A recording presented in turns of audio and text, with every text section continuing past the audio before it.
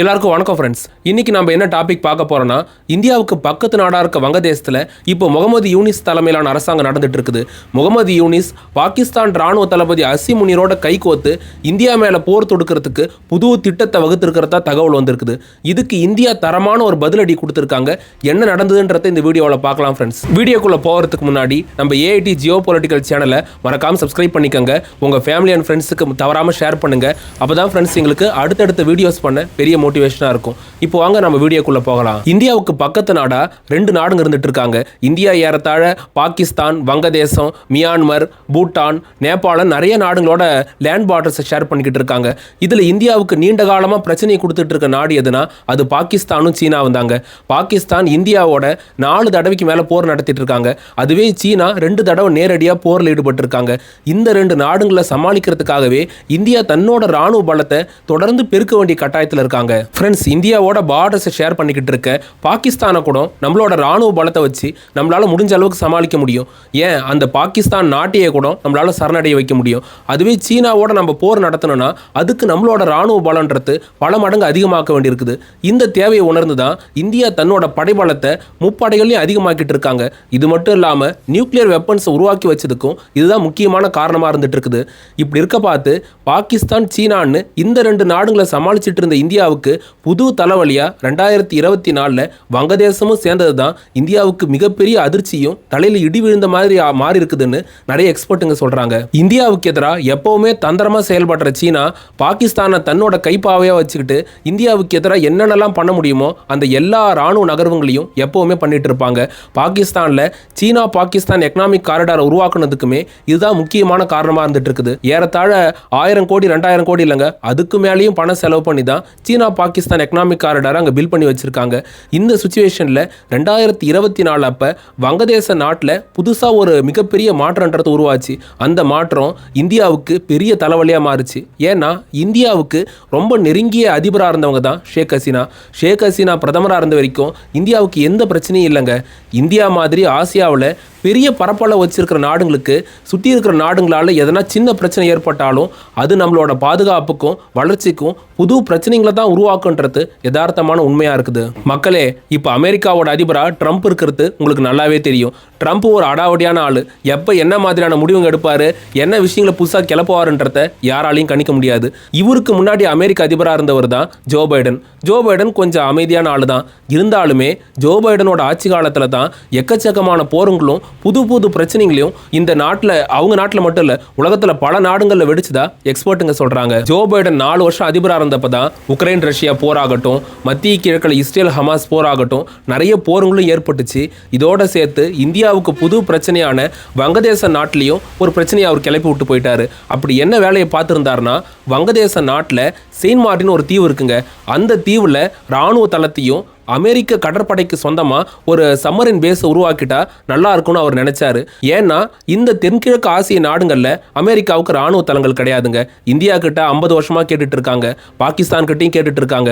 Cambodia, Thailand மட்டும் இல்லைங்க, இந்தியாவுக்கு பக்கத்தில் இருக்க நாடான இலங்கை கிட்டையும் அமெரிக்கா ராணுவ தளங்களை கேட்டுட்டு இருக்காங்க. கடந்த 50 வருஷத்துக்கு முன்னாடியே இலங்கையோட திரிகோணமலையில் ஒரு சம்மரின் பேஸை உருவாக்குனா இந்தியா உட்பட சுற்றி இருக்க நாடுகளை மிரட்டலாம், தேவைப்பட்டால் போர் தொடுக்கலான்றதுக்காக திரிகோணமலை ராணுவ தளம் அமைக்கிறதுக்கு இலங்கை கிட்ட கேட்டாங்க. ஆனா இலங்கை அரசாங்கம் 1980கள்ல இருந்து இப்ப வரைக்கும் அமெரிக்காவுக்கு ராணுவ தளங்கள்லாம் எங்களால கொடுக்க முடியாதுன்னு மறுத்துட்டாங்க. அதே சமயம் சீனாவுக்கு ஹம்மந்தோட்டா துறைமுகத்தை மட்டும் 99 வருஷத்துக்கு அவங்க லீஸுக்கு கொடுத்து வச்சிருக்காங்க. இந்த சுச்சுவேஷன்ல தான் ஷேக் ஹசீனா அரசாங்கத்துக்கு பைடன் நிர்வாகம் நேரடியாக அழுத்தம் கொடுக்க ஆரம்பிச்சாங்க. அங்க இருக்கிற டெக்ஸ்டைல் நிறுவனங்களுக்கு எதிராக நாங்க தடை போடுவோம், உங்ககிட்ட இருந்து பொருளுங்க ஏற்றுமதி ஆகிறதெல்லாம் தடுப்போன்ற அளவுக்கு மிரட்டினாங்க. அமெரிக்க தூதரை அனுப்பியுமே நேரடியாக மிரட்டி பார்த்தாங்க. வங்கதேச நாட்டை பொறுத்த வரைக்கும் அவங்களோட பிரதான வருமானன்றதே அந்த டெக்ஸ்டைல தான் இருந்துட்டு இருக்குது. அது மேலே தடைங்க விதிப்பான்னு அமெரிக்கா மிரட்டியுமே ஷேக் ஹசீனா அதுக்கு பணிஞ்சு போகல. ஏன்னா அந்த நாடு உருவானதுக்கு காரணமே இந்தியா தான்றது ஷேக் ஹசீனாவுக்கு நல்லாவே தெரியுங்க. அமெரிக்க அதிபர் பைடன் கிட்ட ஷேக் ஹசீனா தெளிவாகவே சொல்லிட்டாங்க, வங்கதேச நாட்டில் இந்தியாவுக்கு எதிராக எந்த விதமான ராணுவ தளத்தை அமெரிக்கா உருவாக்க முயற்சி பண்ணாலும் அதுக்கு நான் அதிபராக இருக்க வரைக்கும் வங்கதேச நாட்டில் இடமே கொடுக்க மாட்டேன், நீங்க என்ன வேணா பண்ணிக்கங்க, உங்க மிரட்டலுக்கு நான் நான் பணிய மாட்டேன்னு திட்டவட்டமா அவங்க சொல்லிட்டாங்க. இதுக்கப்புறம் தான் வங்கதேச நாட்டுல காட்சிகளே மாற ஆரம்பிச்சுதுங்க. அங்க மாணவர்கள் போராட்டம் உருவாச்சு.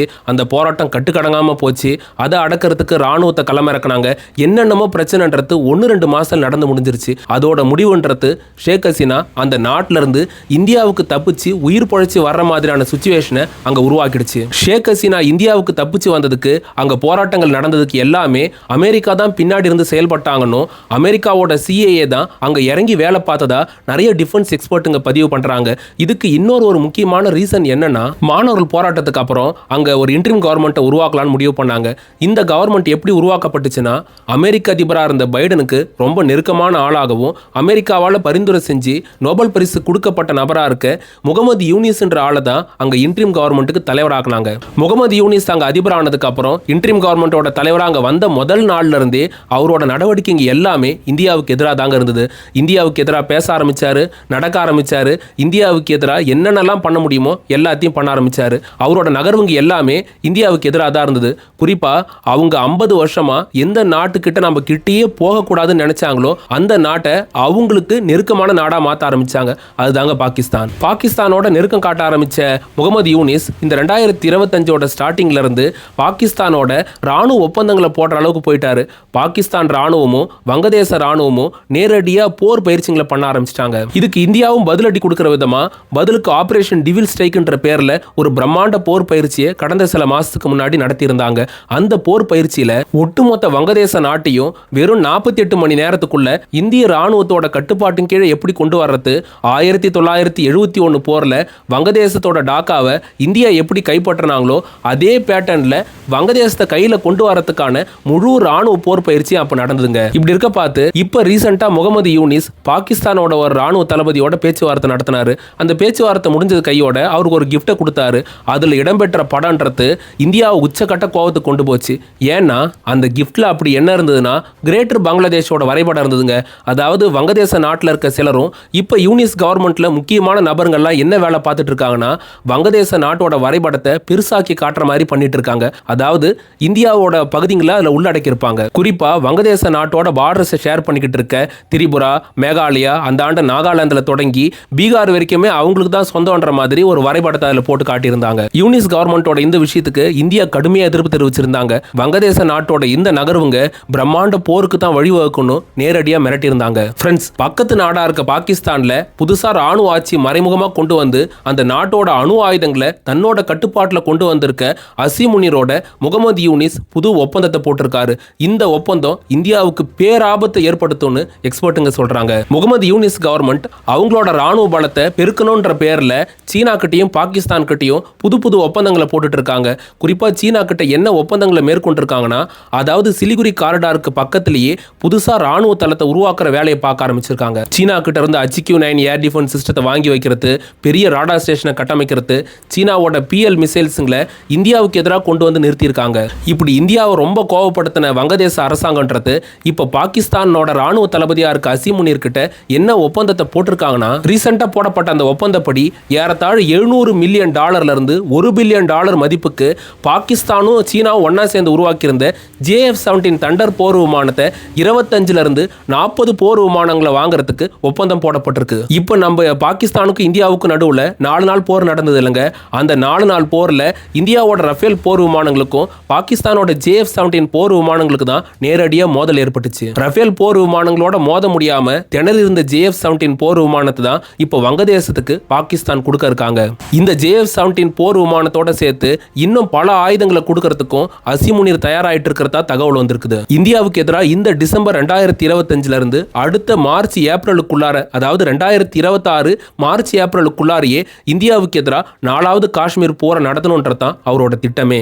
அமெரிக்கா துருக்கி கிட்ட இருந்து ஆயுதங்களை வாங்கி கூச்சிட்டு இருக்க அசீம் முனீர் இந்தியாவுக்கு எதிராக போர் நடத்தணும்னு தான் இந்த மாதிரி திட்டம் தீட்டிக்கிட்டு இருக்கிறதா டிஃபென்ஸ் எக்ஸ்பர்ட்டுங்க சொல்றாங்க. இது மட்டும் இல்லாம வங்கதேசத்தை வச்சு அசீம் முனீர் என்ன திட்டம் தீட்டி இருக்காருன்னா, இந்தியாவையும் வடகிழக்கு மாநிலங்களையும் இணைக்கிறது முக்கியமான பாதையா இருக்க சிக்கன் நெக் காரிடார்னு அழைக்கப்படுற சிலிகுரி காரிடார் தாங்க.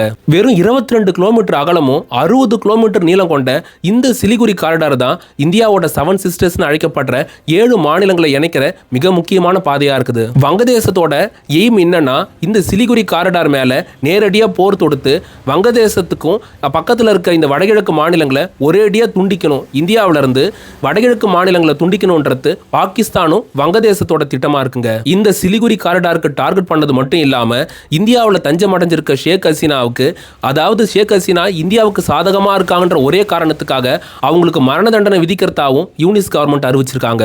இந்தியாவுக்கு 2 வகையில் தலைவலி கொடுத்துட்டு இருக்க பாகிஸ்தானுக்கும் வங்கதேசத்துக்கும் ஒரே நேரத்தில் பதிலடி கொடுக்குற விதமா இந்தியா என்ன ராணுவ நகர்வுகளை பண்ணிட்டு இருக்காங்கன்னா, இந்தியாவில் ஸ்ட்ராட்டஜிக் பிளேஸா, மிக முக்கியமான ஸ்ட்ராட்டஜிக் பிளேஸா சிலிகுரி காரிடார் தான் இருக்குது. அந்த சிலிகுரி காரிடார் பகுதியில் உச்சபட்ச ராணுவ தயார் நிலையை இந்தியா கொண்டு வந்திருக்காங்க. அங்க ரஃபேல் போர் விமானங்களை நிறுத்தி வச்சிருக்காங்க. அங்க அணு ஆயுதங்களை சுமந்துக்கிட்டு பேலஸ்டிக் மிசைல்ஸ் வந்தாலும் அதை தாக்கி அழிக்கிறதுக்கு S-400 ஏர் டிஃபென்ஸ் சிஸ்டமும் அங்க தயார் நிலையில் நிறுத்தி வைக்கப்பட்டிருக்குங்க. சிலிகுரி காரிடாரை நெருங்கணும், தாக்கணும்னு வங்கதேசத்தோட ராணுவமோ பாகிஸ்தானோட ராணுவமோ கிட்ட நெருங்கினாங்கன்னா விளைவுகள் ரொம்ப மோசமா இருக்குங்க. சிலிகுரி காரிடார்ல லட்சக்கணக்கான படைகளை சில நிமிஷத்திலே கொண்டு வந்து நிறுத்தக்கூடிய திறன் இந்தியா கிட்ட இருக்குது. ஃப்ரெண்ட்ஸ், இந்தியாவுக்கு எதிராக போர் நடத்தலான்னு கற்பனையில சுத்திக்கிட்டு இருக்க இந்த வங்கதேச நாட்டை 1971 உருவாக்குனதே இந்தியா தாங்க. வெறும் 13 நாள்ல பாகிஸ்தானோட போர் நடத்தி 2ஆம் உலக போருக்கு அப்புறம் 1 லட்சம் வீரர்களுக்கு மேல சரணடைய வச்ச வரலாறும் இந்தியா கிட்ட இருக்குது. 1970 காலகட்டத்தை மனசுல வச்சுக்கிட்டு இந்தியாவை தாக்கணும்னு பாகிஸ்தான் பேச்சை கேட்டு வங்கதேசம் கிட்ட நெருங்கினாங்கன்னா வெறும் 24 மணி நேரத்தில் வங்கதேசத்தோட தலைநகரமான டாக்கா இந்திய படைகளோட கைக்கு வரும்ன்றது தான் நிதர்சனமான உண்மை. இது மட்டும் இல்லாமல் சிலிகுரி காரிடார்ன்றது சின்ன பகுதியாக இருக்காதுங்க, பெருசாகவும் வாய்ப்பு இருக்குதுன்னு எக்ஸ்பர்ட்டுங்க சொல்கிறாங்க. வீடியோ இது வரைக்கும் பொறுமையாக பார்த்ததுக்கு ரொம்ப நன்றிங்க. இது உங்கள் AIT ஜியோ பொலிட்டிக்கல் சேனல். நம்ம சேனலை மறக்காமல் சப்ஸ்கிரைப் பண்ணிக்கோங்க.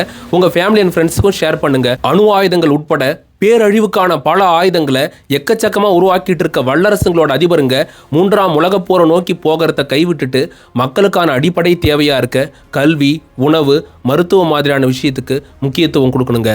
அடுத்து ஒரு டிஃபென்ஸ் ஜியோ பாலிட்டிக்ஸ் தகவலோட நாளைக்கு உங்களை வந்து சந்திக்கிறேன். அது வரைக்கும் உங்ககிட்ட இருந்து விடைபெறுவது உங்கள் AIT ஜியோ பொலிட்டிக்கல் சேனல். நான் உங்கள் எழில்.